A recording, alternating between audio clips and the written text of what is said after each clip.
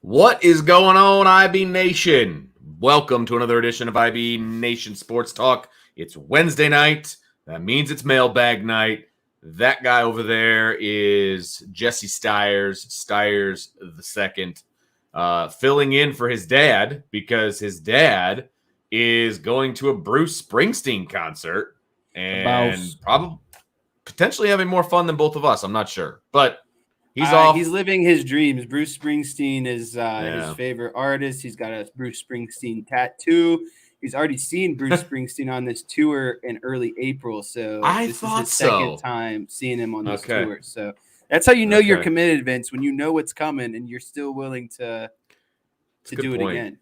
He is a fan of the boss. There is no doubt about that one. And so he's off. I think is anniversary present. Is that what I'm to believe? That would be correct. Okay, so did you guys have? I meant to ask. Did you guys have a great show on Monday, sharing your anniversary together? It was adorable. Did the IB Nation crowd love that? Did you guys get a lot of? Ooh, that's so cute. I mean, we gave up an hour and a half of our anniversary time to be here with IB Nation on Monday. So I'm just saying, we give back. We're givers. We are givers. And the only way my wife allowed me to do the show that night was because I said Sean was doing the show, and it's like he's been married for 30 years. We're only at 19, so if he's doing it, I got to do it. That's how that went. Otherwise, it was a no-go situation. So, exactly. People are giving you some crap about your shirt. Look at this. It's kind of insane. I had like three compliments today on this shirt, so I'm going to take the 3 compliments over this salty take over here. It is a salty take. That is for sure. The young people love it. Okay. That's great. All that matters. The young people. Now, the people you work with a lot of people that are your age? I'd say it's a mix. I got a couple my age, got a couple interns below me that I boss around. That's pretty fun. Nice. And then like I have, some my bosses above me are probably like a decade older than me or so. That's careful. Just be careful because there's somebody that you're talking to right now that's more than a decade older than you. So, all right. So, get those mailbag questions, guys. Make sure you put a little MB at the front of it. That way we can see it very quickly and see that it is a mailbag question. And let's try to. I don't want to say keep it to football because we don't care. Bring whatever. But some of the weird questions about going to jail and things like that. Let's keep those off to the side. No tangents. Yes. Yeah. Sports related. We will answer a lot of questions. Okay. But Tommy Guns wants to know what the 9 to 5 is. I am a engineer between hours of 9 to 5. That's what I do. I engineer things. Do you have strict hours? Because it seems like you work a lot of overtime. If that's no, the case. Yes. Okay. I do work a considerable amount of overtime, and that's just as an old friend of ours would say, that's how the cookie crumbles. Absolutely. I love that. All right. First of all, I want to give some brief observations of practice from last night as our second and final practice day, full practice, viewing. We were at Jesse's old stomping grounds. It was at School Field. So got to hang out at School Field. And for those that don't know, that is where Jesse plied his trade when he was in high school. That was his home field. Looked a little different nowadays than it did back when you were there. Missed the grass, Vince. I was talking about this yesterday. I missed the grass. The turf looks great, but it was the best grass I ever played on. Was it really? I loved that grass. Really? That surprises me. It was always too long for my liking. It was a little long, but you could sleep on that grass. It was very nice. Very well kept. That's fair. The grass is no more. It is turf, probably one of the reasons that Notre Dame was hanging out there last night. It was a very interesting practice. I will say this particular team, this iteration of Notre Dame football, they like to talk, man, and they're intense, and they like to get physical, which I like right now. You would think week 3 or whatever we're at, week 2.5 of the practice fall camp session, things would be getting a little chippy, and they are. You would think that guys are going to get a little worn down and not chat as much. You're seeing the same guy every day, right? And so it's like, absolutely, you got to line up, and the guy that was talking crap to you yesterday is probably going to start talking crap to you first thing today. There was a lot of crap being talked, let me tell you. I think what's cool about though, Vince, not to interrupt you here. No, you're good, brother. If you can get excited about getting physical with your teammates, think about how excited they are going to be to physically punish Navy, Tennessee State, etc. I think that's a great sign, seeing the intensity and the physicality, because it gets boring going against the same guys every day for a month in fall camp. And so if you can bring the intensity and the physicality in fall camp, I expect it to step up another notch once they start playing, someone in the opposite uniform. Yep, absolutely. And I would say overall, I'm going to give, Brian gave his breakdown of practice during the show today. He spent about an hour on practice. And, a lot of what he said, like he and I were standing right next to each other the entire time. So a lot of what he brought to the table were shared opinions, things that I noticed, I told him, and then he relayed that to you guys. So you're not going to get anything, breaking from me that he didn't already get into. So if you want that really broken down version video-wise, go check out the show from this afternoon.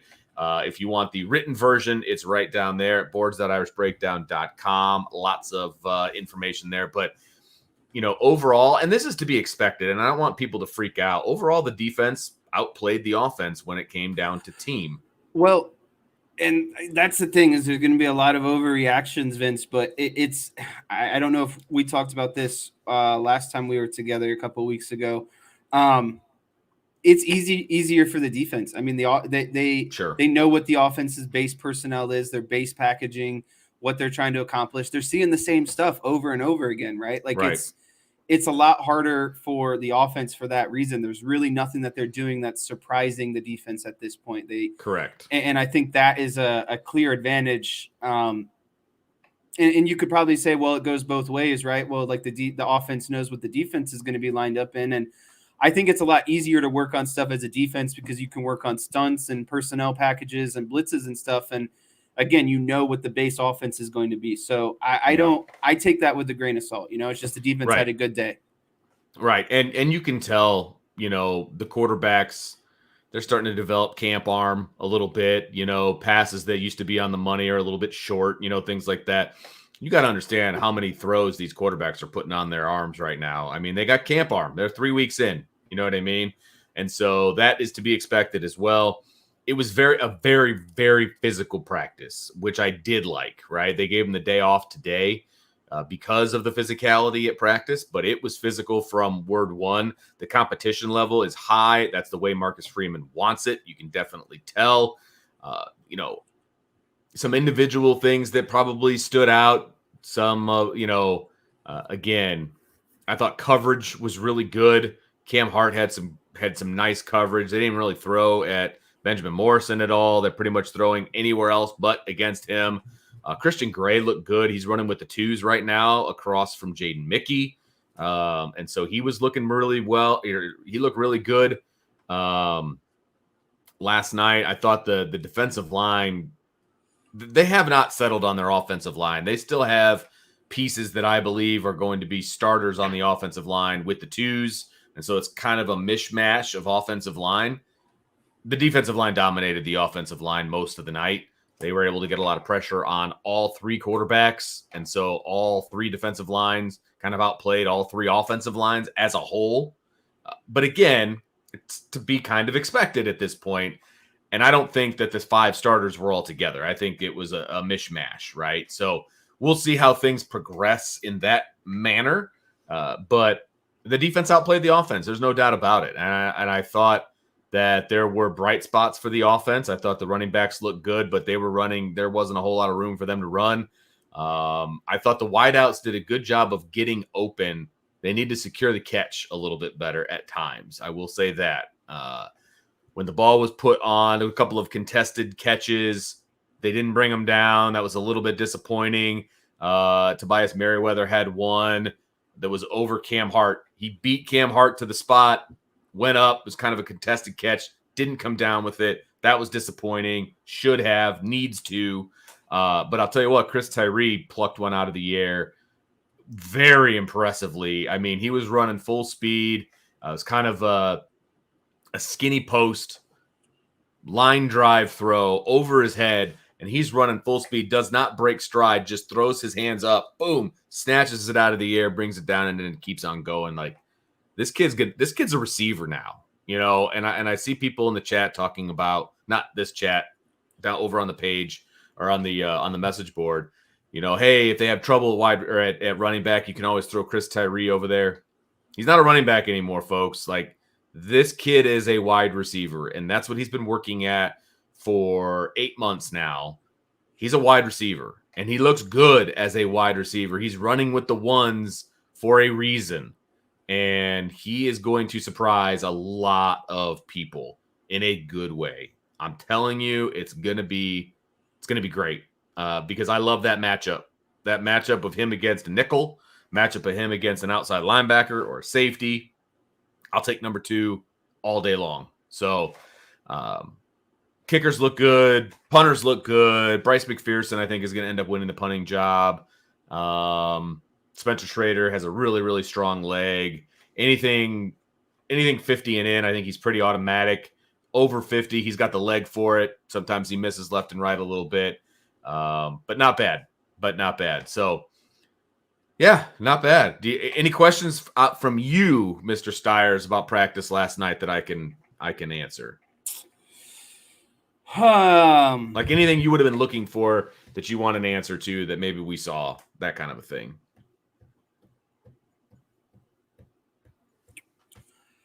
I would want to know how the quarterbacks looked in general. I think a lot of people would want to know that.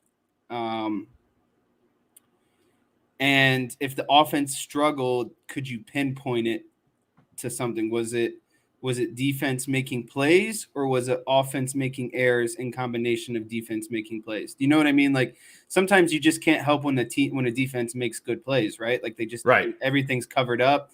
There's 100%. Not much you can do. So was it more so that, or was it more so offense kind of had mental breakdowns? There were a couple players that had some mental breakdowns. But basically the defense was just beating the offense. They were just making plays, especially up front. And you know as well as I do, when the front is making a bunch of plays against your offensive front, it's very difficult to move the ball. I mean, that's basically what it was when they were in team. The defensive front would make a play, and now all of a sudden the offense is in second and long. So they're not where they want to be, and they're not calling plays for second and long. You know what I mean? They're on a script for what plays they're going to run, and so they're not running second and long or third and long type plays. That makes sense. You know what I mean? It's the defense would put them in a tough spot, and they're not calling plays to get a first down. They're just calling plays because they want to work on some stuff. You know what I mean? And so I think it was more just the defense making plays. Now, their offense needs to make more plays. There's no doubt. But this time of year, going into week 3 of fall camp, this is pretty much how it goes. The defense is usually ahead of the offense. And so, yeah, I remember in fall camp, we always whooped the offense, and it was always a lot of fun, and it was always a lot of overreaction. But again, it's going to help the offense when they're going against a legit opponent who has to game plan for them, and not a defense that's been sitting with them for a month and kind of knowing, what the punches and the secret, gadgets are and that kind of stuff. Like, it's just a lot different. And then, on the flip side, Navy's defense has to do everything to try to prepare for what they think, Notre Dame's offense is going to be. So it's just camp and spring ball, all of that's a good, gauge to just make sure things are flowing in the right direction. But Vince, for me, I don't start making any hard criticisms or judgments until I actually see game footage. Right. Yep. Absolutely. I want to answer this question because it's very specific to camp. Joe wants to know, can you tell that Harry isn't there? You can tell Harry isn't there from an auditory standpoint because that's funny. Matt D just kind of said that. Okay. Yeah. He's just loud, and he uses language, and he's just kind of in your face, right? That's what you can tell. Can't really tell from a fundamental teaching standpoint or anything like that. But look, Harry Hiestand had a presence, okay? And so you can tell that presence is not there. Rudolph approaches coaching differently. Now, he approaches it more from a teaching standpoint. He is talking to the linemen after every single rep. I mean, just constantly talking. It's not, I mean, you know what Harry Hiestand sounded like when he was at practice. Like, that's not what Joe Rudolph sounds like. They get their point across very, very differently. So, yes, you can tell that Harry's not there. No doubt. Okay, let's jump into some. We got a bunch of stuff started here, which is awesome. So we're going to just jump into this thing. Whoops, Jesse. And we are going to I got to get to a very important question before you get to this. The Irish Gordian Knot said, what is your favorite donut place in Cleveland? And why is it Brew Nuts? And Mr. Gordian Knot, it's funny you asked that question because I literally live about a half a mile away from Brew Nuts. So, and there's a coffee shop across the street from Brew Nuts. So oftentimes I find myself taking a dog for the walk, grabbing a coffee and grabbing a donut over at Brew Nuts. And both of those things are very delicious. So just had to get that out of there before we get too nitty and gritty in here. I wasn't even going to pull it up because Cleveland's a big area. I didn't even know if you knew what that was. So it's actually the closest donut shop to me. It's literally right around the corner. Nice. I didn't want to, put you on the spot. So I wasn't even going to bring that up. So well done, sir.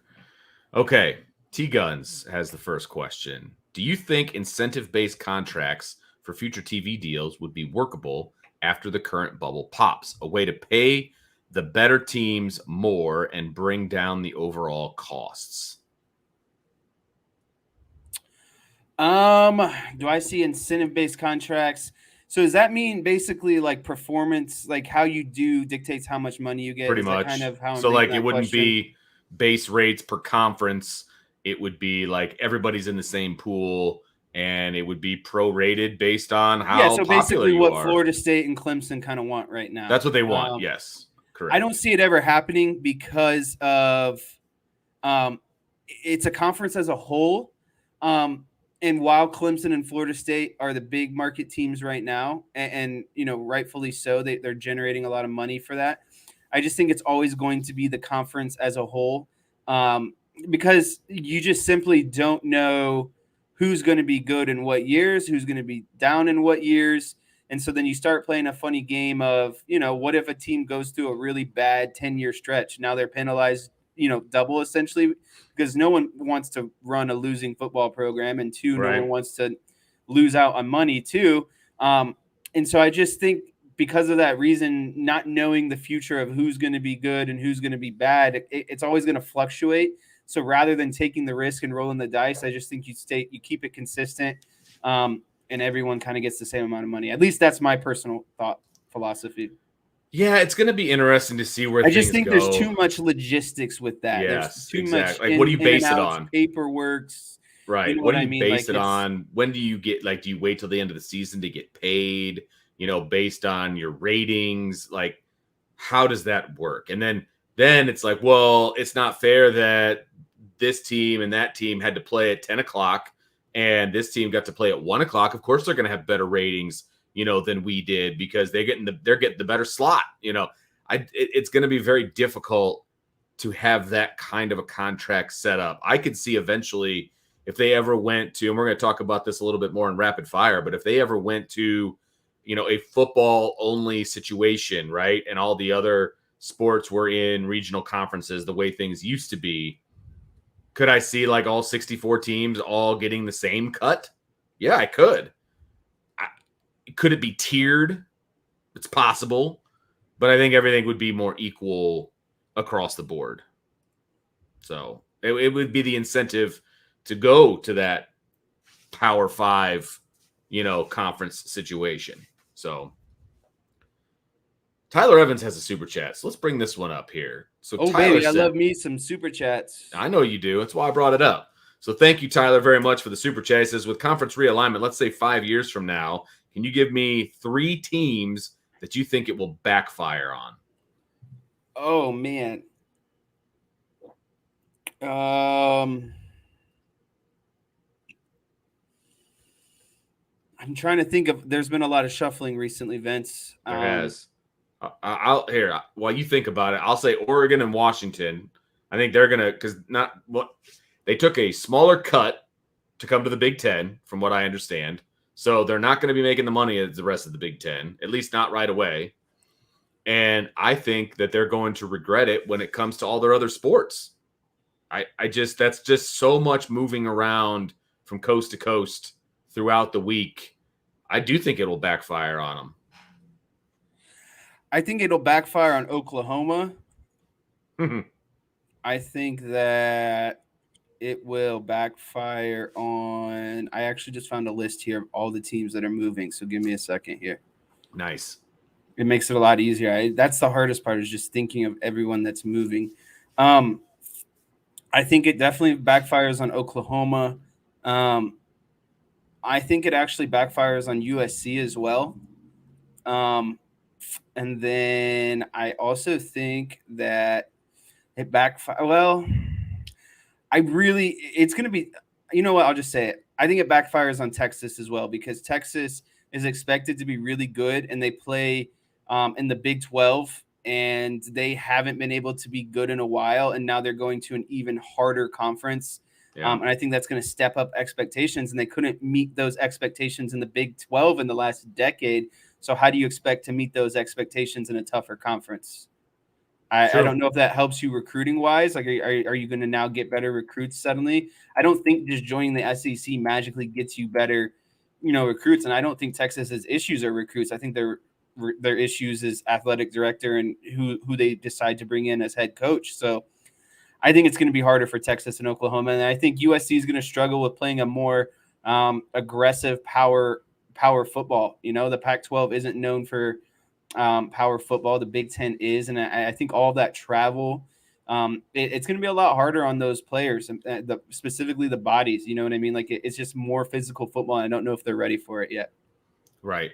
Yeah. Good call. That was obviously the first of many money grabs with them leaving the Big 12 to go to the SEC. They kind of kicked it off. At least it's somewhat regionally explained, as opposed to USC and UCLA. So, yeah, completely agree with everything that you just said. Great question, Tyler, and thanks again for the super chat. Really appreciate that very, very much. Tommy Guns with a personal question here, but I'll go ahead and answer it for you.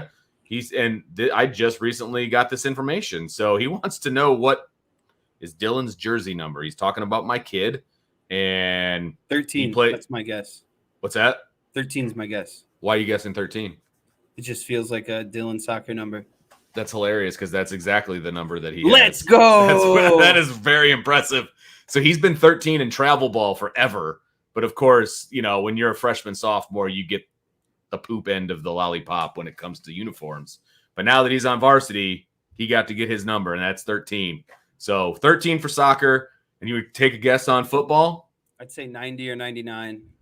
Very close, 95. Right in the middle. They assigned him 95 last year, and he's like, Dad, I kind of dig 95. I'm going to hold on to it, because he had a chance to pick his own number since he's starting this year. And he's like, no, I'm sticking with it. I'm like, okay, man. He's like, 95 is a kicker number. I was like, okay, you go ahead and get 95, buddy. Whatever you say, man.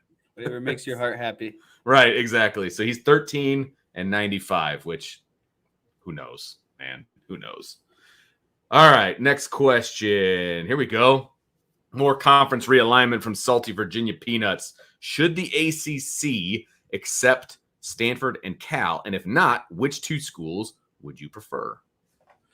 Of the remaining Pac-4, Vince, it is Stanford, Cal, Oregon State, and someone who do you know the four teams off the top of your head? Stanford, Cal, Oregon State, and it's another small one. I thought. I don't remember who the fourth one was. I know it's the Pac-4. Washington State. Yeah, I think it is Washington State. I don't think they have. Washington State, Oregon State. Yep, Irish Chi-Town hooking us up. Yeah, in terms of, I feel like Stanford and Cal make more sense than Oregon State and Washington State. And I think that I don't think that they would accept one, and I don't think they'd accept all of them. I think two is probably the max. So I do think two is the right number. And I just think Stanford and Cal kind of make the most sense in terms of, for me here, like football kind of history or like longevity, right? Like when you think of college football, and I'm not saying like, Stanford and Cal immediately come to mind, but they have more of a lineage behind them than Oregon State and Washington State. Washington State really hasn't been. Washington State got relevant when what's his name was there that recently just passed away. That was down at Mississippi State as well. He that was their kind of Mike Leach. Mike Leach, that was their claim to fame, Washington State, after really not being super relevant. And the same goes for Oregon State. I mean, Oregon State's really a baseball school. That's what they're known for. And I don't see like just football and the ACC and Oregon State don't really make sense to me. So I just think that Cal and Stanford, if they are to be accepted or considered, that those two would make the most sense. I get it from a school profile, situation. Cal and Stanford, they fit kind of what the ACC is, I guess.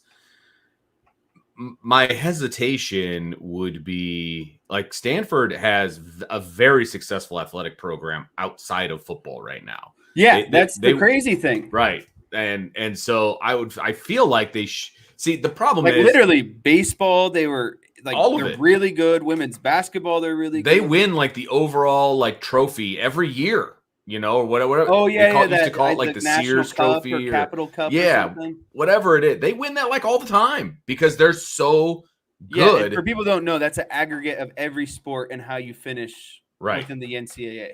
Right, and they're so good. The problem is all of the conference movement is all about football. It's not about any of the other sports. And so Stanford is a prime example of how it just sucks, frankly. Because, I don't know how else to say it. Because their football team is not great. They don't care that their football team's not great because every other sport on campus is pretty darn great. Their academic regimen is also more of a, what they consider.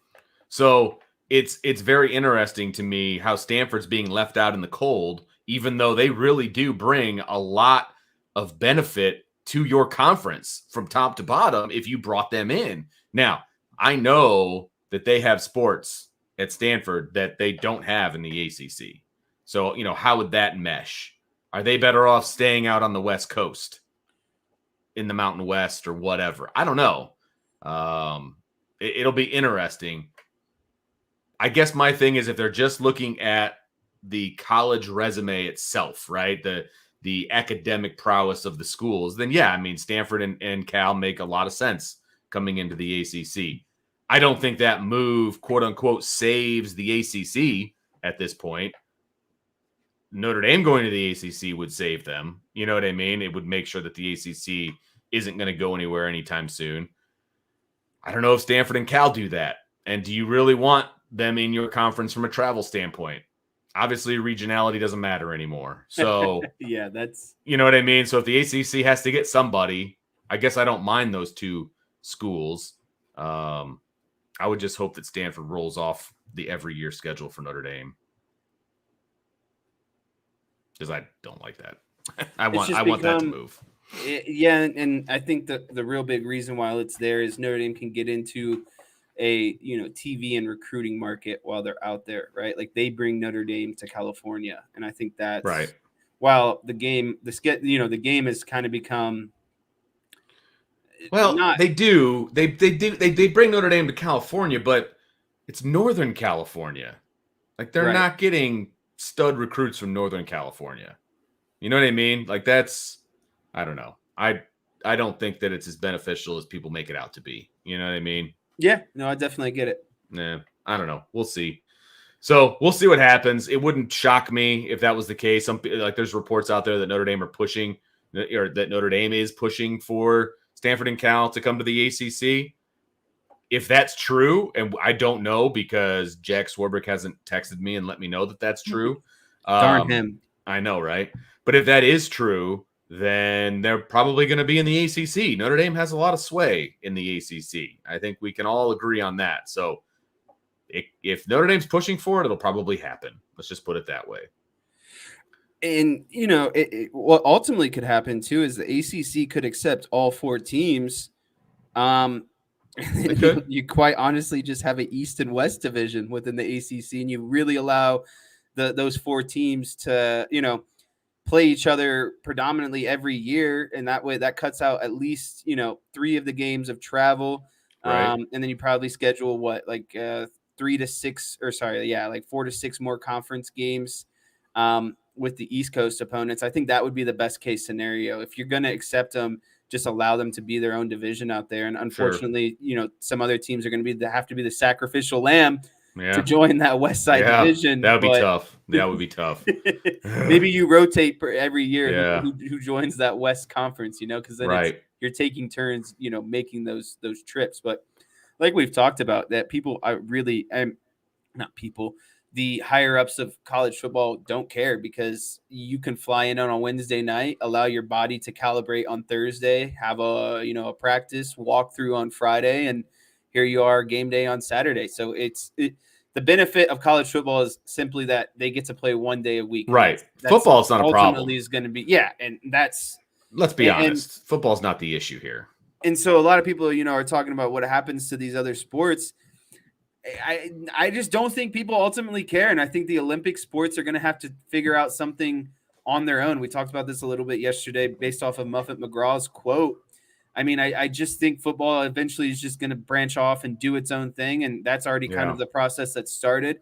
And the rest of the sports are just going to kind of have to – it's like what Notre Dame does football, right? They're independent in football.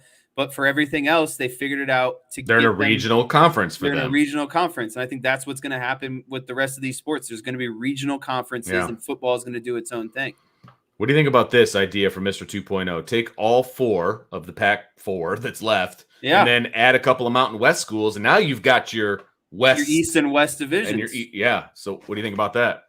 I think that's and with the Big 10 and the Big 12 bulking up, and these conferences are no longer 10 and 12. I mean, I don't see why not. And then I think that's a power move right there by the ACC. Yeah, you basically are creating another Power 5 conference. Right? Like you're bringing more teams to the table, and I think SMU could fit into that potentially if they really wanted to. Yep, I think. There's another question here because you just brought it up, right? So Johnny S. says word on the street is that Notre Dame is trying to pressure the ACC into getting Stanford and SMU to join. Saw this on the Monty Show live stream. Talk amongst yourselves. So I think that's a very interesting scenario. I think that'd be one hell of a power move by the ACC if they go out and say, look, see what the Big 12 is doing. We're seeing what the Big 10 is doing. We're seeing what the SEC is doing. We also see what happened to the Pac-12. Okay, it's our turn. You go get the remaining 4 teams. You pick up some Mountain West. You pick up SMU. Somebody said Air Force. You could go and you could make a statement. You make a statement that, hey, we're still here and we're not going anywhere by doing that. I think that also fixes a lot of their internal issues that they have right now. Why not band together and go out and conquer and grab more of these teams while everyone else is expanding, and you're sitting here bickering within yourselves? The ACC right now is just sitting down and watching everyone else get more powerful while they internally debate. Why not just squash that and go get more teams? Make the ACC more appealing. Make the ACC generate more money. I would assume that would make a lot of these teams more happier too, right? You go get Stanford and Cal. Now you got the San Francisco market. Now you've extended literally coast to coast with your market. You go get SMU. Now you got the Dallas market, right? Because that's what it's about. It's about TV ratings and markets, right? So you just got 2 pretty good sized markets just like that, and it strengthens the ACC. Notre Dame's not forced to do a darn thing. They can stay independent, right? I think that plan has some merit. And the fact that Us two idiots can figure that out in the last 10 minutes. I don't know why the people getting paid all the big bucks can't figure that out. Well, because they just want to do this. They just want to fight, you know? No one wants to just sit down and come up with resolutions. Right. And if you bring in those new teams, you've got to restructure your TV deal that you've got already anyway, right? And then, so that's going to make Florida State happy. That's what I mean. This would literally make instead of internally fighting, they need to get proactive, and by expanding and getting proactive, I think you can resolve a lot of those internal issues naturally, right? Like you're not even really addressing them, like just allowing those things to get fixed by kind of expanding like this. Right. Crystal says all of those teams are gap fillers rather than gap closers. Well, at this point, it's every man for himself. And yeah, I mean, the ACC, I think it's better to do something than it is to do nothing, Vince. Absolutely. The Big 12 isn't exactly going out there and getting big-name schools. They're getting all the gap fillers as well. They're just grabbing markets. And everybody's saying that the Big 12 is on a power move, right? And that they're not going anywhere anytime soon because they went and got UCF and Cincinnati and and BYU, Arizona State, Arizona. Those are gap fillers. Those aren't gap closers. Those are people added to, or schools added to your list of schools. That's what that is. And it's right. It's markets. It's markets, So, all right. Good stuff. I like that. That was a good conversation. Okay. Let's see if we got some more questions in here. Nick P. Here's a good one. Does Notre Dame win a national championship first or get a Heisman winner, or do they happen in the same season? Ooh, good question, Mr. Nick P. I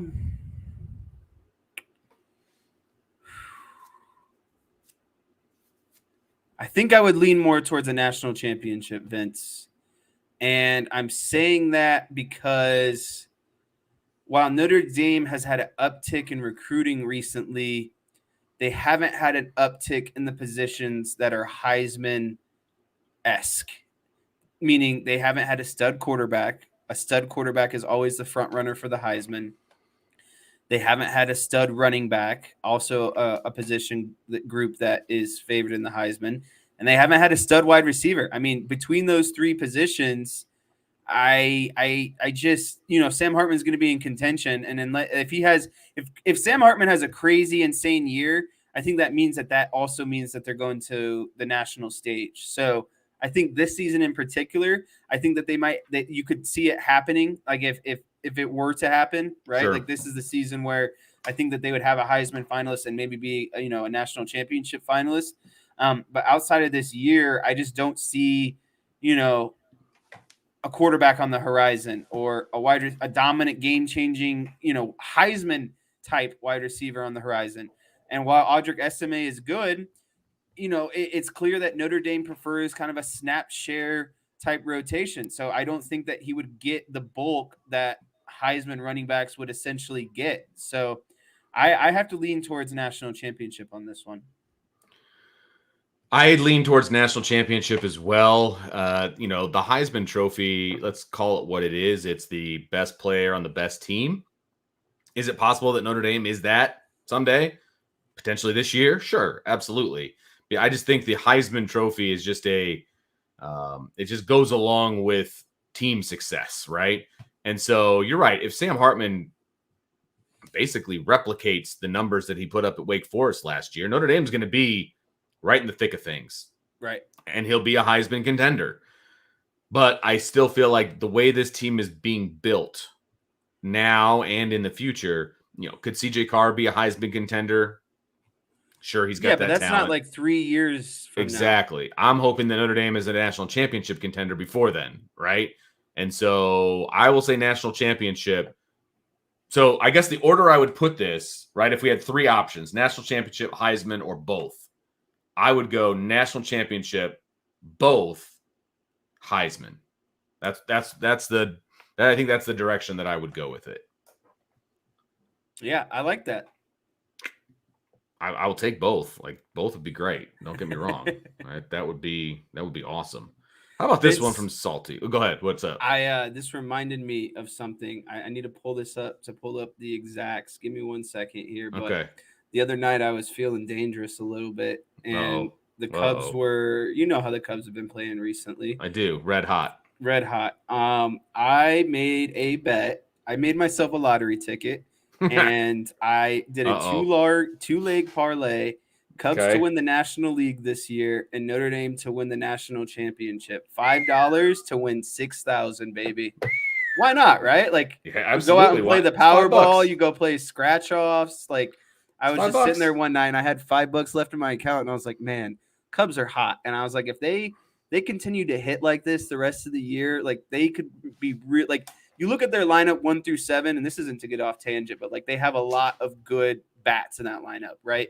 And so I was like, man, if they could just piece this all together, like, they could really make a run. And I was like, I feel great about Sam Hartman this year. Yeah. I was like, you know what? We might as well. So I got a $5 ticket out there floating for 6,000. That's great. I love it. That's honeymoon money there, buddy. Yeah. Whoa. You're like, yeah, wait a minute. Hold on a second. We need to remove that. We're not clipping that part. Just in case your significant other is listening, which is highly doubtful. Highly doubtful. She's in Wisconsin golfing right now. Wow, good for her. Yeah. Good for her. The sales life. Yeah, well, it is what it is. All right, let's see here. That was a good one, though. I like that. Oh, I already have it up. Which Big Ten school will challenge the Big Three this season from Salty? So Michigan, Ohio State, and Penn State. Ugh, Penn State's not a big Penn State's three. Considered Big Three, brother. No, they're not. Whether you like it. Well, who would you consider the Big Three? No one. I think it's a Big Two. Yeah, whatever that answer is, that would be the answer to this question if it's not Penn State. I guess I would say that the Big Three rotates between Penn State and Michigan State. Okay. It hasn't been Michigan State for a little while, though. Right. I would agree. But to me, Penn State's the same thing every year. Sure. They have good offensive talent, but they don't ever have a quarterback, and they're pretty solid on defense. And some years they contend with the other big schools and occasional upset. But I mean, I think Penn State's literally like a carbon copy of itself every single year. They look the exact same, and it's the same deficiencies every year. New quarterback. They got all kinds of question marks, frankly. I mean, but back to the original question. So remind me, Vince, when does USC join the Big Ten officially? Not till next year. Okay. So I think that the top teams would be Iowa, and Wisconsin. This is the answer right here. Irish Chi-Town's got the answer. It's Iowa, because I think Iowa wins their division, and so they're going to be in the Big Ten championship, and whoever comes in from the other side, whether it's Ohio State or Michigan, because I agree with you, it's Ohio State and Michigan drop off, Penn State bigger drop off, everybody else. Okay, Iowa has a chance to knock them off because it's one game. It's a one-game scenario for them to have that opportunity to knock them off in the Big Ten championship. And anybody that's in the division that Ohio State and Michigan are in, they overlook the Big Ten championship because why wouldn't they? And so Iowa's going to have a chance. So they've got the best shot of anybody at knocking them off or making a run or however you want to put it. Because I am not a believer in Wisconsin right now. I will tell you that. Oh, I'm not a believer in Wisconsin either, but we were asked best chance, and my chances would go Iowa and then Wisconsin. Fair enough. Yeah, Wisconsin, with the new offense that they're putting in is completely different than the offense that they had in there before. It's going to take a little while. You're going to see some round pegs and square holes, I think, this year. That's only my issue. That's my biggest issue, I think. With Wisconsin for this year, but we'll see what happens. All right, let me see if I can find another one. Oh, here we go. So this is kind of on the same lines here. So Shaquille Oatmeal, what's easier to be forgiven for? Forgetting a birthday or forgetting an anniversary? I'd say birthday, because anniversaries are all about love. So you think there's going to be forgiveness with love? Is that what you think? No, I'm saying that if you're going to forget it between the two, I would say you would have a better chance of, in terms of severity, forgetting the birthday is less severe than forgetting the anniversary. Ooh. Oh, yeah, for sure. Yeah, absolutely. Okay. The birthday is just not to say it's another day, but it's another day. I'm saying the anniversary has all of the love and the feelings and everything attached to it. So Yes. it cuts a little bit deeper. You better remember it. Is what the anniversary is between the two of you. The birthday is a one person thing. Okay. I like that. I agree with you wholeheartedly. Now, birthday is an anniversary, like dates, like specific dates are huge in my house because of my significant other. Loves the dates. She'll meet somebody one time and know their birthday for the rest of her life. Like it's a very, it's like her superpower. And so, and like everything has to be celebrated on that day. That's the other thing too. So I would be screwed if I forgot either one, but I would say anniversary is the bigger one. You can't get that one wrong. That would be bad. That would be very bad. And luckily, one of my really good friends and I share an anniversary, so we can remind each other that it's upcoming. So that's good. Very big brain move by Vince there. Seriously. Long term. It worked out well. Let's just put it that way. It worked out very well. All right, here we go. The professor and the dean from Irish Chi-Town. If you were the AD at the 4 remaining Pac schools, what would you do? I would go to the Big 12, the Big 10, and the ACC and continually pester them. What about us? Until a plan is included that would involve us. And not to be biased, but I would pitch our plan that we just kind of talked about to the ACC first, because I don't think the Big 10 and the Big 12 need these Pac-4 schools. I think the ACC in some degree would need it's like supply and demand. I think that there's no demand for these 4 schools within the Big 10 and the Big 12, or else that's who they would have gone after in the first place. They're the remaining teams for a reason. And so I would be knocking on the ACC door every day and proposing a plan similar to what we just talked about, creating an East and West division, and then these 4 schools talking about how they would absorb or recruit San Diego State, SMU, etc., to join in essentially. Yeah, that's a good call. They're out in the wind. They're twisted in the wind for a reason, because nobody wants them. And but I would be you have to go on offense here, don't you? Like if you're an AD of one of these 4 schools, you have to go on offense. And I wouldn't just be calling, man. I'd be showing up at places, be like, knocking on the door. Like it's gonna be a lot harder to say no to me in person. Right. That's like physically showing up. Yes, absolutely. Figure it out. Like, okay, what's the number one conference I want to be in? Okay, that's where I'm going first. Let's have a chat, man. And I'm gonna knock on the door, and I'm gonna sit outside the office because you didn't get an invite for a reason. Okay, so sitting back and just hanging out, you didn't get an invite. All right. So you better get in there and you better make it happen for your school. You have to be proactive. If you're not proactive, you're still going to be left out and you're going to end up in the Mountain West, unless that's what you want, which I can't imagine they do. Right. Tom Fraley is just upset that we are not talking Notre Dame football. It's a mailbag show, Tom. You guys are in charge. Ask us a Notre Dame question. He's got one in the bag. Okay. How are the linebackers playing so far, Vince?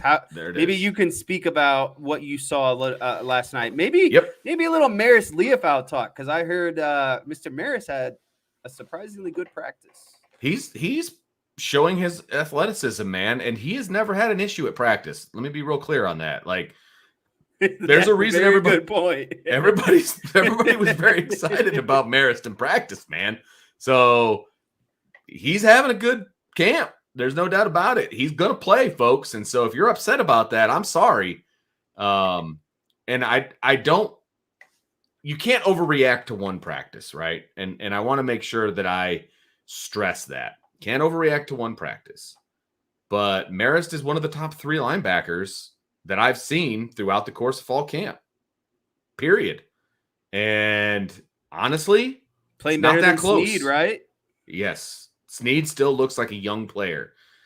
I remember, so there was a point in practice yesterday. It was a running play, and Sneed got blocked, and he literally got blocked 10 yards back.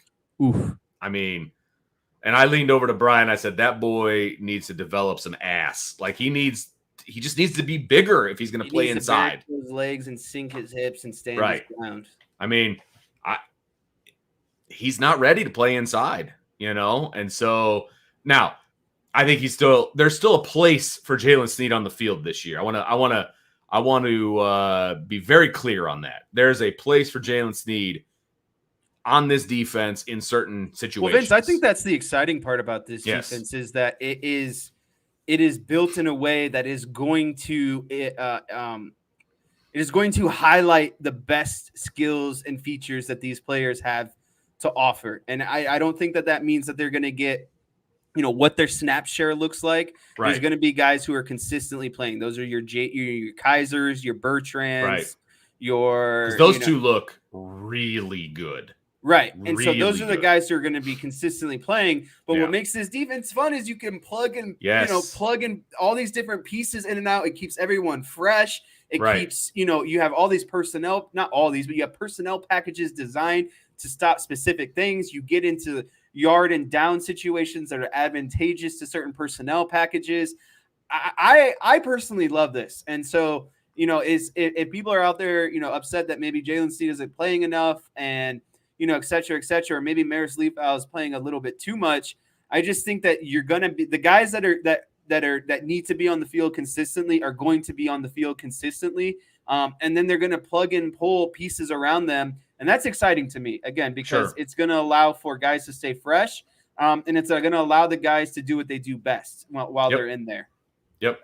Look, right now, from what I can tell, unless something drastically changes between now and the season starting and then throughout the season, you're going to see a 4-man rotation for three linebacker spots, right? You're going to see JD, you're going to see Jack, you're going to see Maris, and you're going to see Jalen.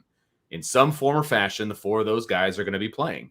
And I think there is some positional flexibility there. I think JD can play rover. I think Jalen Sneed can play rover. Osbury's going to find his way on the field. You can move guys around, just like you said, depending on the situation. So, Sneed's going to play, and somebody asked if he needs to be moved to a different position to suit his skill set. He's in the right position for his skill set. He's way too small to be playing on the line to play Viper or something like that. That is not his skill set in any way.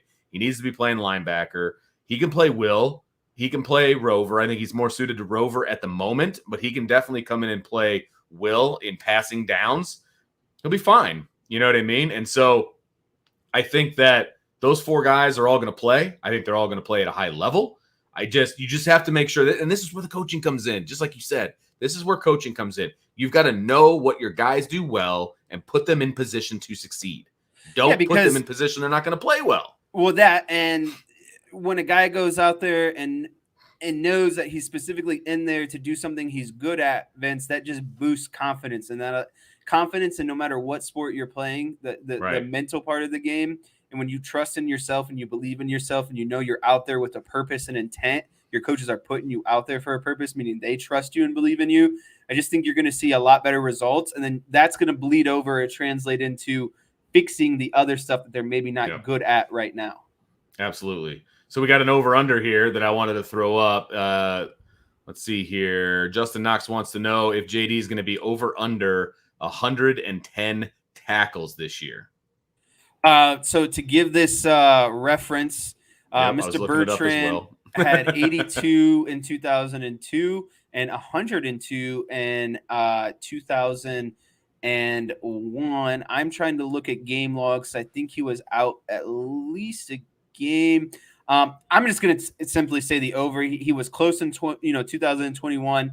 Last year, I guess you could say he took a minor step back. But now he is in, his senior campaign. He's matured. He is in a second year of a defense, better understanding. And, he's the guy that is built to make tackles. Linebackers are built to make the tackles. So I'm going to go with the over, because that would be just about 9 a game, 9 or 10 tackles a game. So I'm going to go with the over. Yeah, I'm taking the over as well. He missed a game, and you can speak to this. He missed the most important tackle game of his season. He didn't play in the Navy game last year. Yeah, and that's what I thought Bertrand was the guy who missed time for targeting, and that's why he missed time for so he got hurt for the Navy game, and then he missed 2 halves for targeting. So he basically missed 2 games. And if you add that into his average, he basically was going to average the same thing last year. And exactly. And I think he's going to take that next step forward. I think you're going to see a big uptick in total tackles. I think he might get close to 120, actually, averaging around 10 a game. He's moving fast, guys. I'm telling you right now, he is getting to the football. There was a screenplay at practice last night, and we've talked about the fact that JD is just smart and he can sniff that stuff out. He almost caught the screen pass. Like, he was right there, tackled for like a 3 or 4 yard loss. I mean, he's so valuable to this defense because he knows what's up. I can tell you that right now. All right, some of the Irish Gordian knots coming right at you, Jesse. With the Cowboys organization being greedy and unwilling to pay its best players, how can they ever hope to compete with Philadelphia? Listen, there's two things that need to be debunked from this statement. First and foremost, the Cowboys organization, I think, is least they pay their players. And I think everyone knows that Jerry has no issue with opening up the checkbook, right? It's just got to be negotiated and determined under Jerry's terms, or basically it has to be framed in a way where Jerry feels like he's coming out on top. But at the end of the day, everyone gets paid. They just paid Travion Diggs. CeeDee Lamb got paid. And this is specifically talking about Zach Martin. And, listen, Zach Martin has every right to request a little bit of money, right? But he's not due for a new contract, Vince. And so when you're halfway into your contract and you're saying you want to negotiate, well, I understand that, but you also just signed a contract. So you should have probably negotiated that, 2 years ago. That's how I always thought of it. Yeah, I mean, that's the contract you signed. Right. And so I get it. Like, now you feel like maybe market value is different. You're a little bit underpaid. Well, you should have probably projected that when you were signing your contract. I think eventually this standoff, I think, is going to be over in the next few days, to be honest with you. I think what's actually going to happen is Zach Martin's just going to get a contract extension, and his annual pay is going to be bumped up, maybe an extra $2 or $3 million per year. I think that's what's going to happen. He's going to get signed. Cowboys pay their players. Zach Martin is a player who deserves a lot of money. Oh, yeah. There's no doubt about that. He'll get his money. They're going to protect Dak. That's 100% what's going to happen. And then the last thing, how can they ever hope to compete with the Philadelphia Eagles? I mean, all right, let's if we're looking at the head-to-head record in the last 20 years, Cowboys have a better record. The only thing that really puts the Eagles ahead of the Cowboys is they just went to a Super Bowl. Okay, everyone knows that. But, I mean, if we're talking longevity, the Cowboys are a better organization than the Eagles, and that's where I'm going to leave this question. Don't drop your mic because I don't want you to have to buy a new one, but that was your mic drop moment. All right, Jess, are you ready for some rapid fire, sir? I think we need to switch gears from questions to questions. So give me some rapid fire. I love it. All right, here, let me write down the time so I don't mess that up. All right, boom. Okay. All right, we're going to go in some various orders here just to make it fun and exciting. All right, so here's the first question. Earlier today, Northwestern coaches arrived at practice with shirts that read, quote, "Cats Against the World," unquote, with the number 51 on it, which was Pat Fitzgerald's number at Northwestern. Scale of 1 to 10, how tone deaf was this move by the coaches?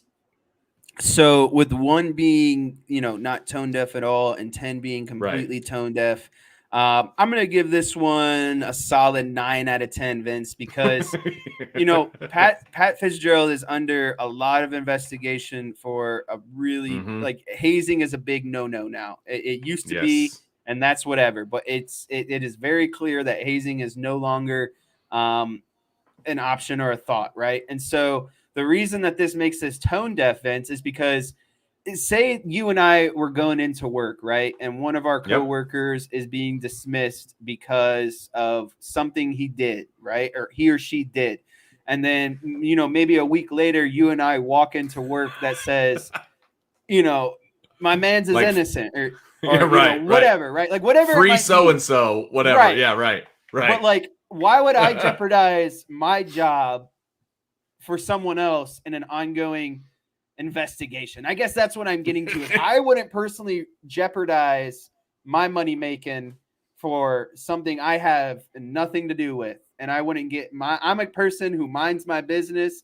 and just go about my path. And whether I agree with it or not, I'm not going to make that information public. And I'm certainly not going to publicly wear a shirt to practice in front of the entire organization and administration who happen to be my boss. Right. And parade it around. So it's a solid 8 or 9 for me on the tone deaf scale. This is a full 10 for me. Look, these guys are already tarnished by this whole thing because they were on staff while this was going on. They're lucky to have jobs for the rest of the season at this point. And so you really want to make waves right now and they're doubling down basically on the actions of the head coach or inaction, as the case may be, but they're doubling down. Are they all convinced that Pat Fitzgerald's going to get a job someplace and he's going to bring them all with him? Right. Like that's what you got to be like if they're fired, what you think Pat Fitzgerald's the guy who's hiring them right now, Right. Like you want to hitch your wagon to him right now? Like whatever you want to do behind closed doors, by all means, man, support your guy. I have no problem with that. But you can't be, it is incredibly tone deaf, or these guys just don't want to be employed in the future. That's basically what it comes down to. These guys do you want a job in the future? Do you want to get another assistant coaching job someplace? Or are you just going to be like, it's Pat or die, baby? I'm only going to work for this guy. Because if that's the case, you aren't going to be working for a while. Eventually, Pat Fitzgerald will get a job somewhere. Oh, 100%. It's not going to be next year. There's no way. There's no way he gets a job next year. And I just think it stings a little bit more because obviously Pat went to Northwestern, right? So there's more layers to it on that level. And it's just unfortunate, but there's just certain things you can no longer do. And I some of the comments are talking about, what is hazing and what isn't hazing. That's not really my job. My job is to. And that's not the point either. Right. You know what I mean? That's not the point here. He got fired for whatever accusation you want to put out there. He was fired. And so something had to happen. Right. They had something. Something happened. Whether it was asking players to be clean cut or whatever. That's not the debate here, right? You're hitching your wagon to the guy who got fired. Is that really the most intelligent thing that you could be doing right now? No. I don't think so. It's like I said, Vince, it'd be like us showing up to work saying, free so-and-so after they just got, asked to leave, essentially. What kind of statement do you think that makes to your boss? Let's say that your dad gets fired from Irish Breakdown for doing something stupid. I'm throwing this out there, right? And then the next day I go on a show with Brian, who's the boss, who would have fired him, and I got a shirt on that says, Sean's my guy, or something that's really stupid. Sean Stiers is innocent. Yeah, because I'm going to get fired next. Now, behind the scenes, I'd be like, Brian, is that really the route we want to take? Is that really what we want to do? But am I really going to show up my boss, in front of God and everybody? That doesn't sound very smart to me. Nope. That doesn't sound bright. So, all right. So, yeah, it's a full 10 out of 10 for me. Okay, so we talk about NIL around here a lot. It is blank that the, quote, 12th Man Foundation, Texas A&M's NIL initiative, has been paused due to IRS inquiries into their group. I find it very ironic that the 12th Man Foundation, Texas A&M's NIL initiative, has been paused due to the IRS. You know why, Vince? Because you remember about a year ago, about around this time, when good old Jimbo Fisher was barking down the tree saying how unfair it is about Alabama and and it just so happens to be that Texas A&M is kind of ironically doing what Jimbo Fisher said Alabama was doing, right? And so it's ironic and it's sad that it had to get to this point.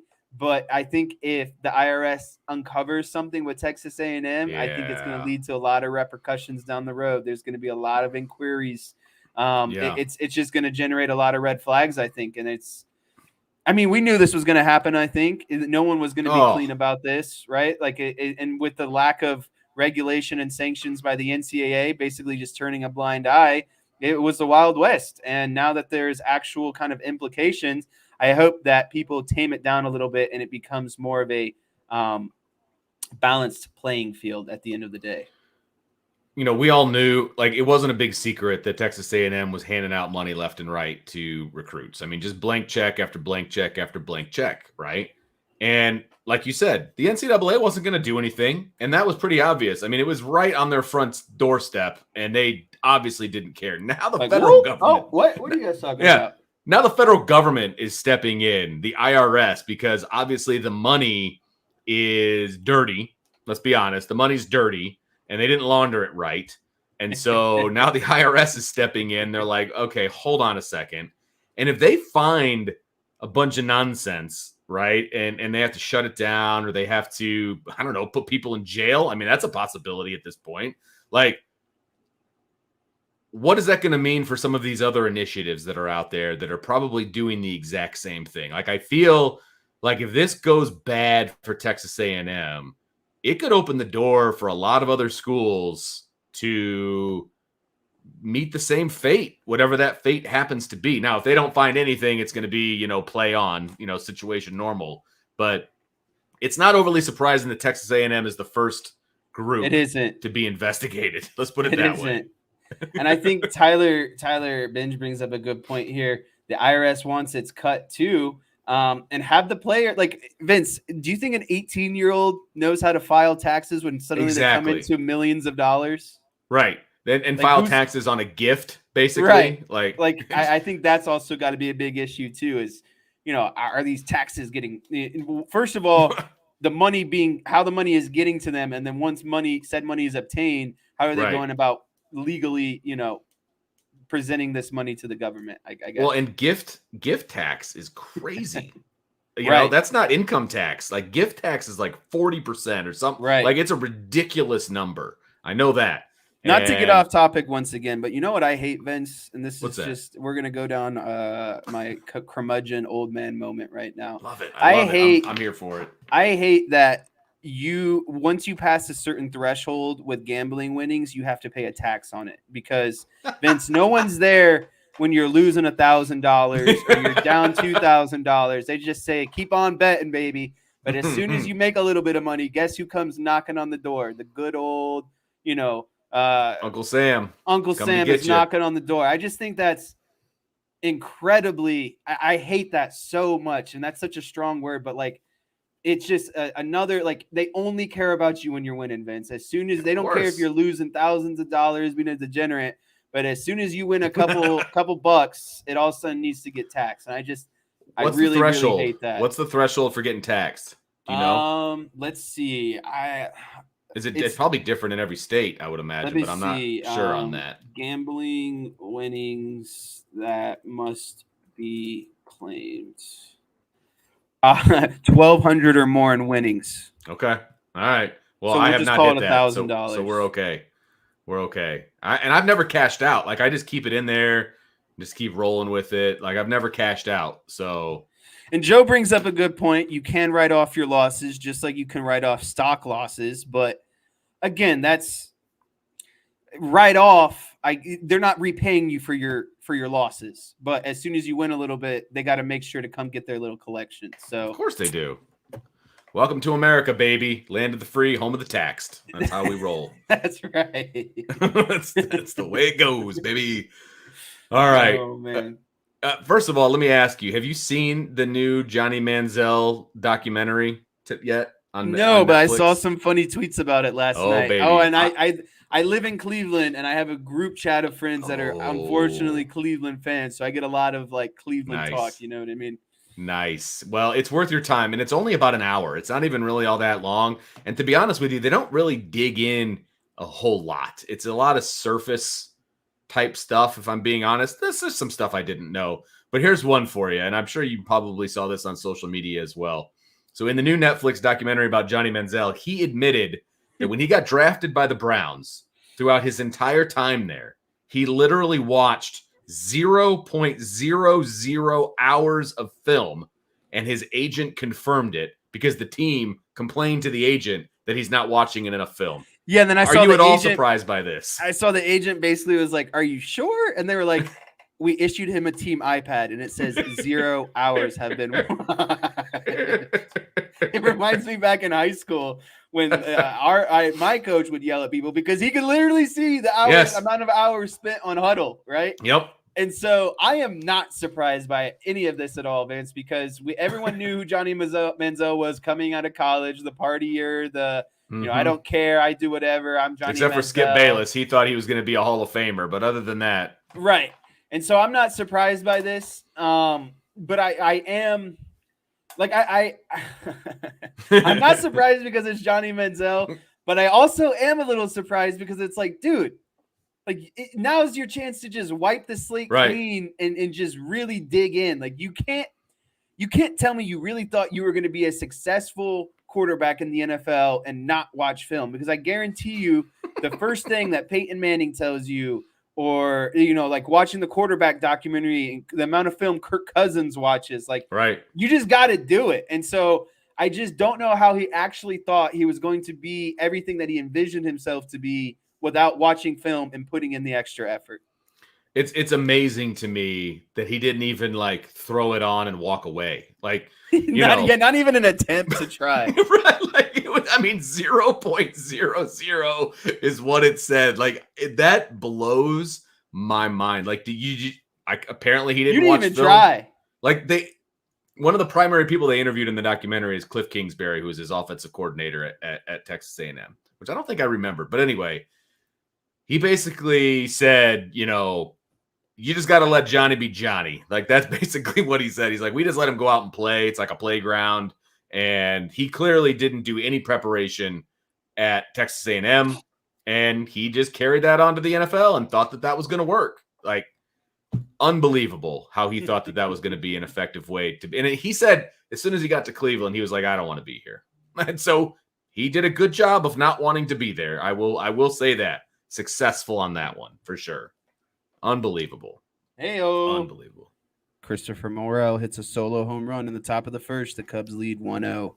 Let's go, Vince. Let's go. Get that apple moving. Throw it up. You're there. You know what's funny is I never knew that was a thing until I've been watching this series. I don't know what. Really? Yeah, and also they've been doing that forever. When Pete Alonso hit those bombs and all of a sudden this apple comes popping out, I was like, oh, that's a thing. They used to do that at the old place where the Mets used to play too. Yeah. So they played the new one, the old one, the stupid apple going up and down. Yeah, that's apparently a thing if you're a Mets fan.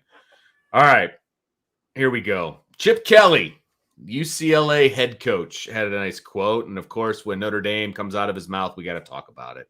So here's what he said about all the conference movement. Notre Dame is an independent in football, but they're in a conference for everything else.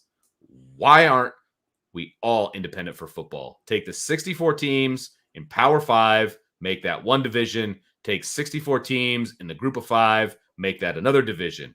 We play for a championship. They play for a championship. No one else gets affected. Our sport is different than everybody else. We only play once a week. Travel's not a big deal for football, but it is a big deal for all of the other sports.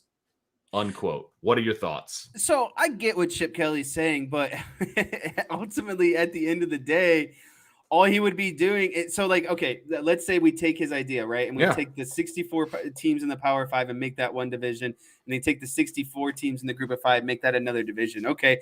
I mean, basically, Vince, that's what we have right now. It's just the 64 teams are broken down into subdivisions because of TV markets and what's going to make the most money. All the teams in one pool doesn't necessarily matter because the TV contracts and rights people, and they're going to start plucking out the teams that make them more money, and they're going to group them together. And you know what, Vince, that's just going to be like what we have now. You're going to have these teams grouped together that make more money compared to the other teams in the Power 5, or, the Power 64, whatever you want to call it. And so basically all you would be doing is realigning everyone, and they would just get grouped together again, how the markets would be paired up together. So I almost think it's the same thing at the end of the day. And maybe I'm thinking about this wrong, but I just think it would the teams would just get reshuffled in another order based off of TV market value and what's going to generate the most amount of money. So I love this idea, but it's obviously not as fleshed out as it needs to be, right?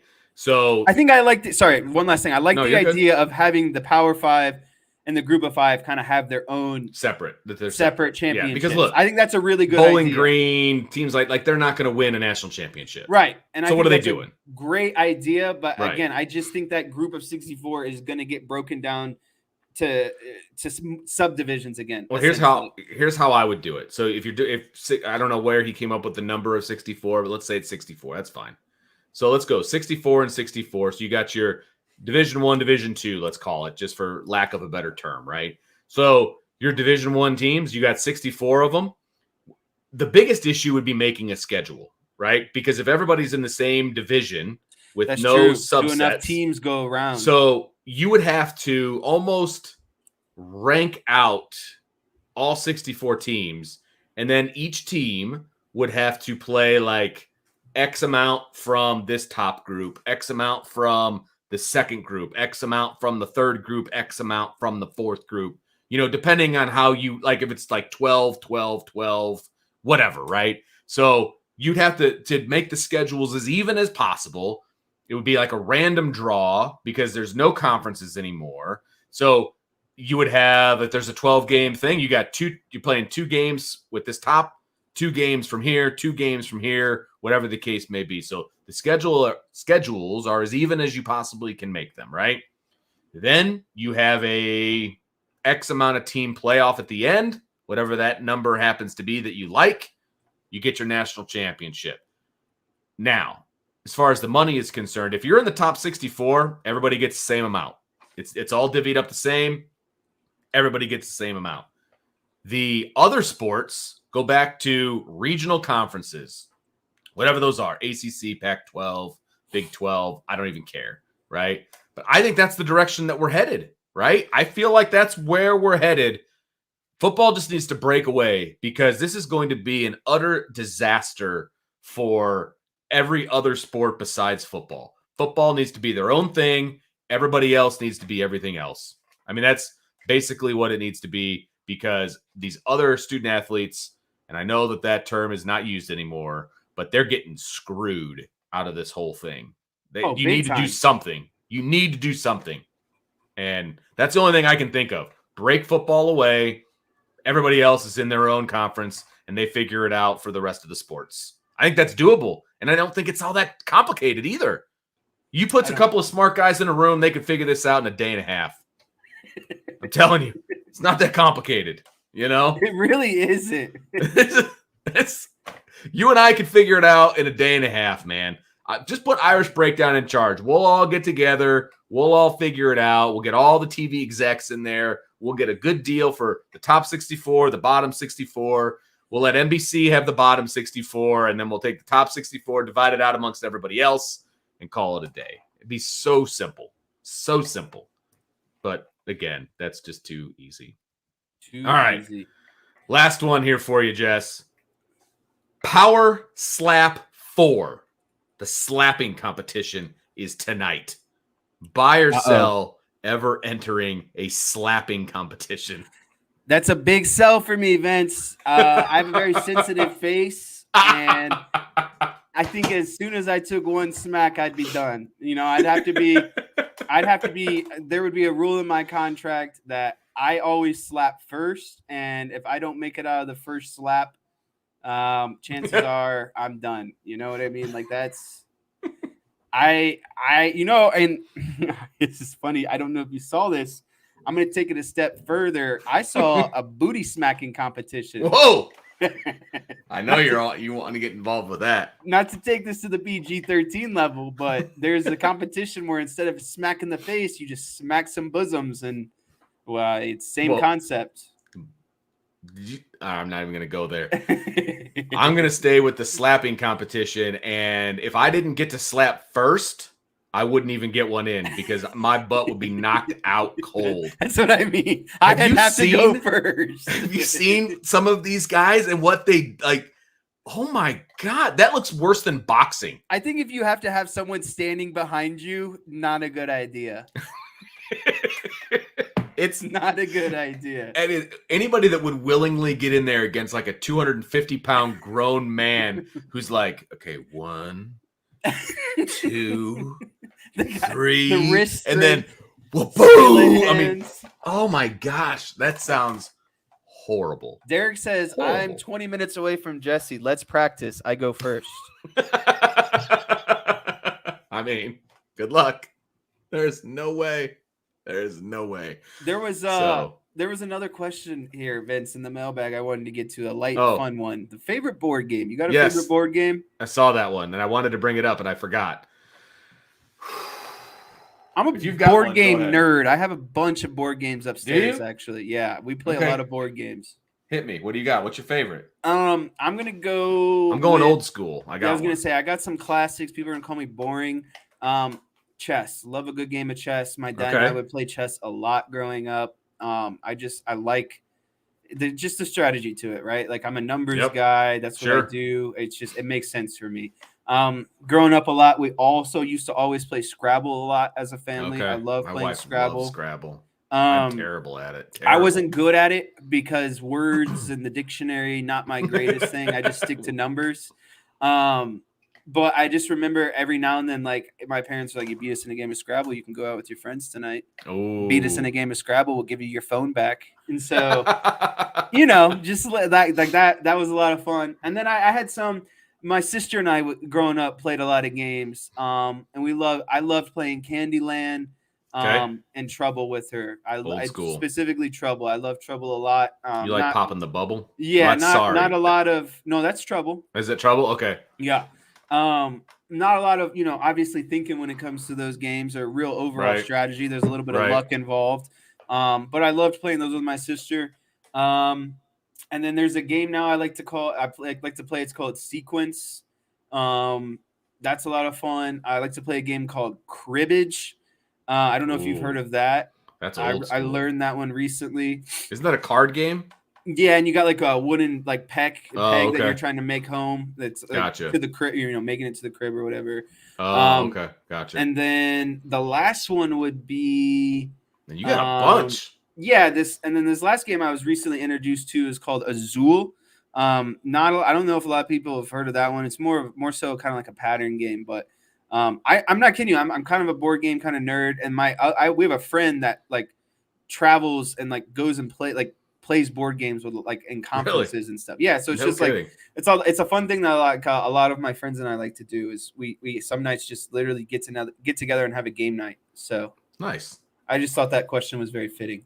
Well, I'm with Tom. My favorite game, Trivial Pursuit, man. I just stupid trivia, man. I love Trivial Pursuit. That's one of my favorite ones. I always loved Life growing up. That was always a fun one.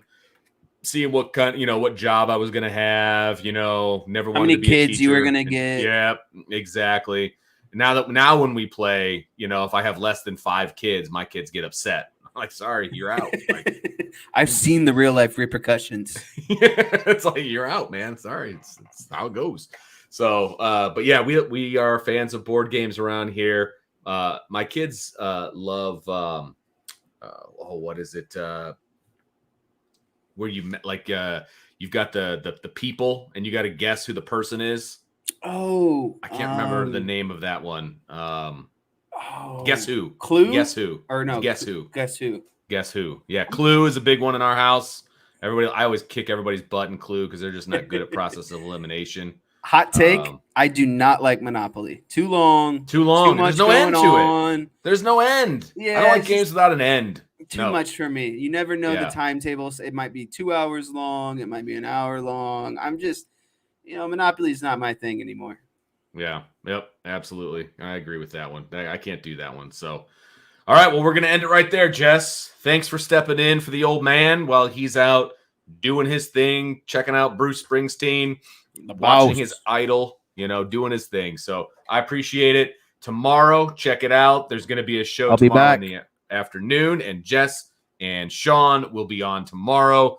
And no show Friday. We're done with shows on Friday for the foreseeable future because I will be traveling to Northwood to watch my kid do his – no, that's Friday. Yeah, Friday. I'll go to Northwood, watch my kid scrimmage. And there's no Friday show. Against Nitro Tuggle and the Northwood Panthers. Nice. So that'll be a fun one. So until Monday for me, until tomorrow night for Jess, we will see you next time on the Irish Breakdown podcast, everybody. Don't forget, like, subscribe, hit the notification bell, and share with your family and friends. And don't forget, boards.irishbreakdown.com. Check it out. The good stuff. It's all Tell there. everyone why I'm your favorite.